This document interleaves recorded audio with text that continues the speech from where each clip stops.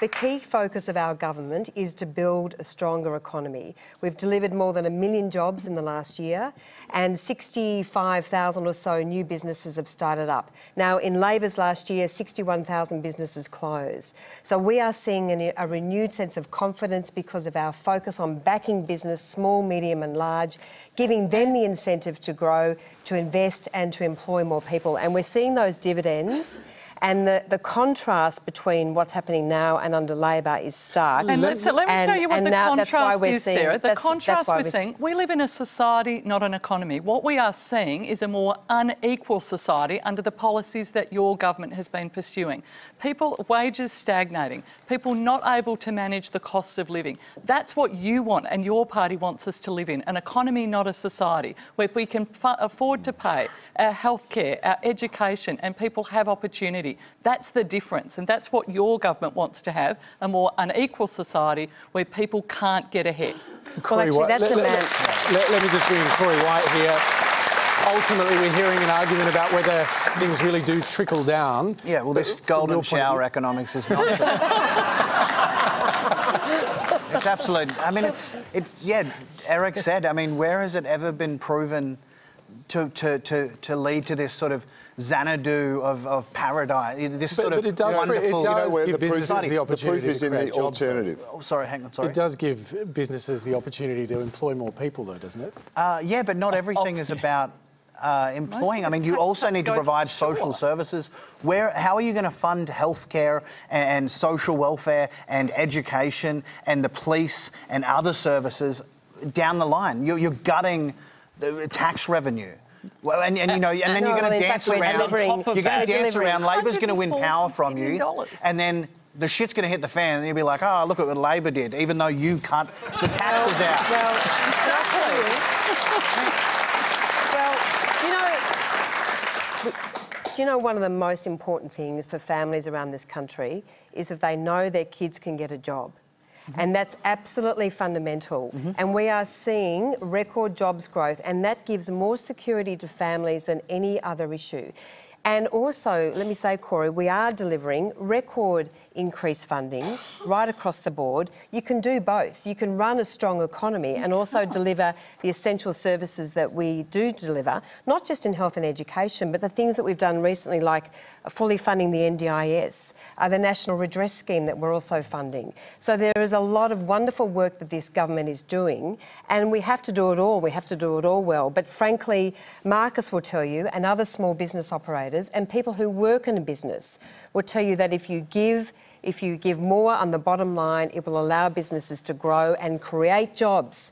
And creating jobs is something that the Labor Party has never done very well. That trickle down that's been dismissed. It's not work. And most of the tax cuts are going offshore. It's Labor policy now. Eric, Eric, I think you made your point. Out of interest, what corporate tax rate would the Conservatives like?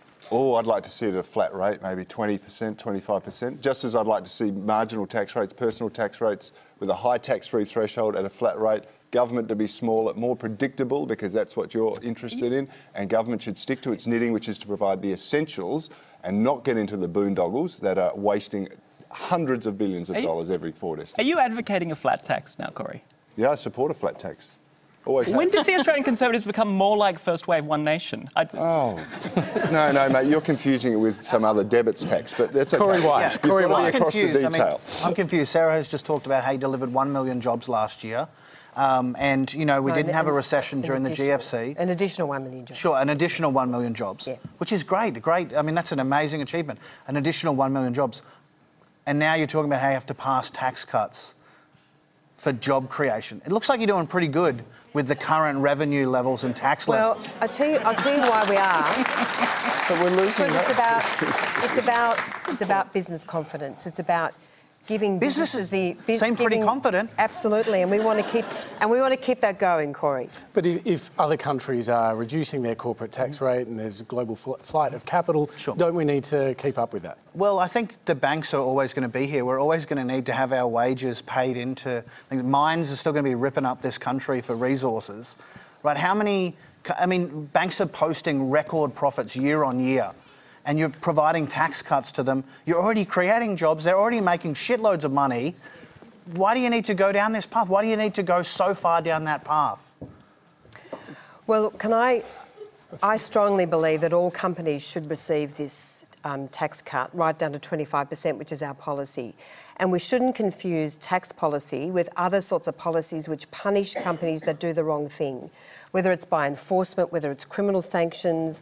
For instance, I'll pose this question to you. Just say there was another James Hardie that was producing a product that was killing people.